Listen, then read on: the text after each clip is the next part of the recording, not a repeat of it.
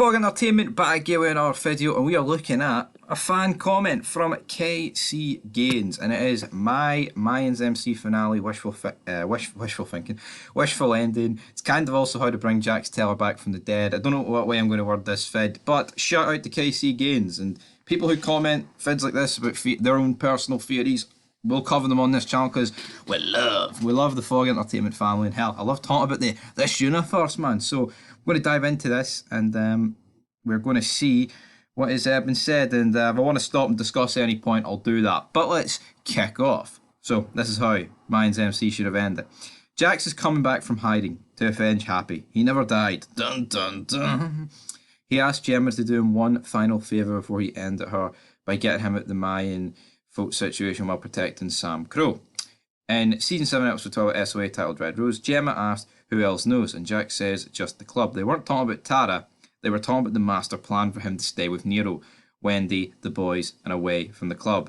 Life like Jax and Tara always wanted to, however, was never able to do so because of Gemma's plans for Jax to stay in the club his whole life. With this final favour from Gemma to finally let her son go peacefully, Jax gets to play dead and go raise his kids in an innocent setting with Nero's guidance and without Gemma's influence at all. Full stop. So it's all good so far, right? But the fact that like Jax knew that Gemma killed Tara, would he really like? I like this theory, but would Jax really want a favour off of Gemma? Like one last favour? I mean, he should just kill his fucking wife. I mean, come on. But yeah, I'm intrigued so far. That's why the club was so sad in the final episode. It was their goodbye to Jax as went to embark on a new identity without Gemma or anything else connected to Sam Crow and Charmin. Anyway, Gemma paid, convinced, and paid off the truck driver she met on 588 at a specific time to meet Jack to help him make the switch. That's why she parked her car in the truck lot and not the regular car lot at the rest stop area. That was Chucky's car. She planned it for Jax to get dropped off at dropped off to go to drive off to Norco. Gemma was there to recruit a stranger that was a truck driver who had zero connection to her for Jax's big escape plan. It turns out that was the cop, and the cop car tried to stop Jax at JT's memorial site and got shot at by Jax while completely missing without the cop shooting back at Jax, but instead pursues him. It was all planned on purpose to get other cops to chase after Jax, who had an APB for killing Borowski in August. Turns out he and every last cop in the chase were all AB members connected to Tully, in position to respond to the APB to help Jax get away with the rigged crash scene. Chibs courses Jerry to fill out the accident report on Jax's death the same way Unser did for JT. When he got hit by the truck when he covered for Clay, which is why Jerry told Chibs she didn't want to be involved with him emotionally anymore. The favour made Jerry feel reluctant and uncomfortable, but she did it anyway to help the club and Jax. Now Jax is with a new identity and name, living in Norco with Nero as a farmer on the farm that Nero bought in exchange for Alvarez buying Diosa from him. With Jax being dead to the world, Alvarez inherited all of Diosa, doing the Mayans a favour, establishing a legit pipeline for them. Fun note, it's also Jax returning the favour for Alvarez for playing dead for a day to save Tara from Salazar in SOA Season 3. Now Jax is seen on the farm lifting and stacking up bales of hay on top of each other. Away from a red barn, while 13-year-old Abel and 10-year-old Thomas are riding dirt bikes in the field, like Wendy explained when she told Easy about her kids. And another scene of Gemma and the kids, Jax, and the kids milking a cow. Notice Nero saying this about the place we can run to on SOA while talking to Gemma about Norco. Maybe it's time to honour Tara's wish while speaking to Jax in Season 7, Episode 11 of SOA. So, I'm liking it so far. Is there any more? Yep, there's a wee bit more.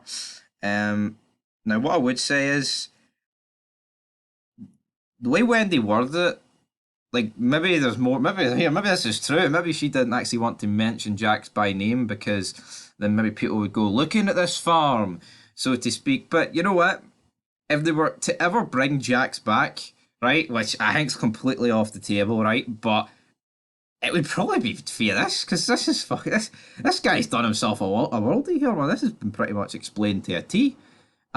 I mean, I know you can say like the police, AB, most of them, like, you know, he'll set up a death, and like Jerry helped the accident report, which could work, but there was a lot of police there and his body and blood, and like how would they have spun that? But I mean, I guess we can plot purposes. So he says, so with all that said, Jack's supposed to be dead to the world forever. Nero, Wendy, Jerry, and Chucky helped him, obviously. Well, so I'm adding that we helped him, obviously, put in. That changed when Easy and Angel murdered Happy. It turns out Alvarez sold out Happy's location to Easy, in order to finally get retribution for his son Isaiah from SOA Season 1. Marcus told Tig he would have to answer to God, but he will avenge his son someday, like Tig did when he took out Pope. Happy was the one that hit the kill shot on Isaiah by the hot dog stand because Jax loved Happy. It provoked him to come back. Remember, Alvarez told Quinn while attempting to find out Diaz, if you all want to kill each other so badly, then go ahead. As a way to revenge Diaz's death and his son, Steph Alvarez kills two birds with one stone while keeping his hands clean of all MC business, by ultimately responsible for bringing Jax back from the dead to kill Easy in retaliation for Happy, the same way he killed August Marks by coming out of a Reaper hoodie and popping Easy's melon from behind. The end. Yep, that's going to get a big heart for me. Brilliant, honestly. I mean, fuck. If Casey Gaines was writing the show, the ratings would have been through the roof and we would have had a very good final few episodes. Sadly, we didn't get it, and yeah, it definitely was a wishful ending. But hopefully, guys, you enjoyed this one. It was a very fun vid to make. But until next time, leave your thoughts down below, and peace.